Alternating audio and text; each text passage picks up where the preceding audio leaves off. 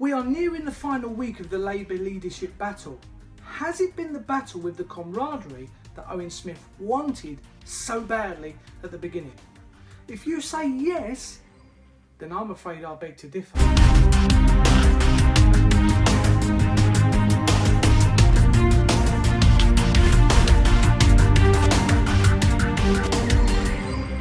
Owen Smith has let out the label of lunatic, indirectly called Corbyn a liar over Brexit, although that's not the word he used.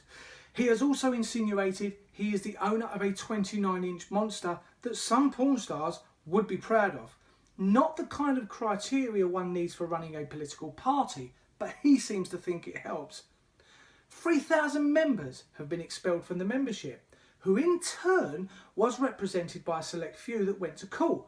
They won at first and then lost the appeal.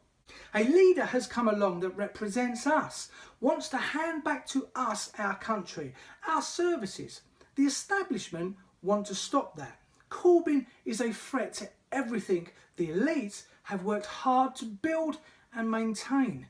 The establishment has begun to reach out into the party, which is why most of the PLP and the party itself want Corbyn out. We are conditioned, almost programmed from birth, that there are only two parliamentary parties to vote for.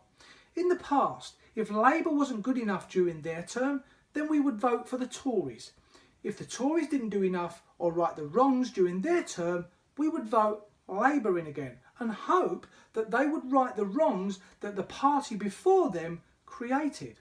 The smaller parties are never ever taken seriously, and in the past, two main parties seemed like the only choices we could make. Politically, we were in a no-win situation, stuck between a rock and a hard place.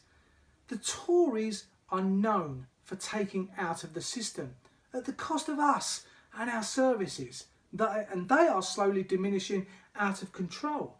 The expenses scandal, the closing of various A&E departments, even when they promised this wouldn't happen, and David Cameron promised that quite a few times. The election fraud, which I might add, seems to have gone out of the mind for many people, and the media as well. This in particular has lost its momentum. The lies about the Iraq war, the fact that it was, by 10 various legal representatives of the UN, deemed illegal, but it still went ahead, and as yet no one has been made accountable, certainly not on a legal and judicial sense. Now we have in place a leader of a party that could and quite possibly can change that. For the first time, as far back as I can remember, we have a chance to pull together and really make changes. Forget and set aside the differences of race and religion and the difference of opinion. With difference of opinion comes answers and a way to select the best answer through ideas that benefit us as a nation. We have the chance to have handed back to us various services that the privateers are making fortunes from, and at the detriment of the very service itself, and the government have self-beneficial interest in that. Ambulance drivers of patient transport are going through it now with co-performer. They subcontracted work to 3 other firms, and one of them went bust, owing staff thousands. The contract was then handed to Docklands Medical Services. Drivers with that company were owed as much as £6,000 in wages. So once again, a privateer for the NHS that has drastically gone wrong. Now we all know about Southern Rail and the fact that it is deemed the least productive network in Britain. Lates and cancellations are higher than any other privately owned network. Little old me has pointed that out several times, and it's been in the media, both in the paper and on the television. Transport Secretary Chris Grayling announced a subsidy of £20 million to prop up Southern, but they then confirmed that it had hauled a 27% increase in profits to a massive £100 million. So why does the government keep giving them a subsidy? Our society is slowly being taken away from us. Our control over how we want to be governed is being taken away from us. The establishment no longer use weapons and tools to beat us down and delude us and make us feel deflated. There is now a new weapon, and they've been using it for a while. They use it, and it takes time for the weapon to take effect. It takes generations, and that weapon is division.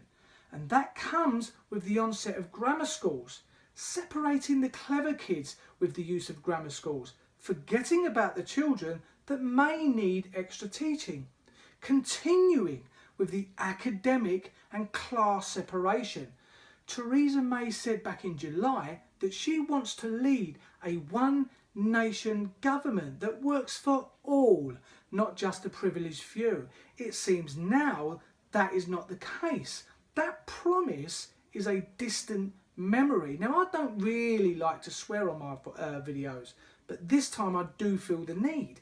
Same shit, different face. But fair play to David Cameron though. He was dead set against grammar schools. But creating a division in children as young as 11 is the way it will go on unless us, the people, the nation, get together and stop it. Now we have a chance to do that in the leader Jeremy Corbyn. Never before, or in such a long time, has a politician been able to command an audience at rallies as big as they have gotten. Thousands of people have had enough of the dumbing down. We now need to turn that 1,000 into 1,000,000. The independent inquiry into child sex abuse has had its third chairperson resign.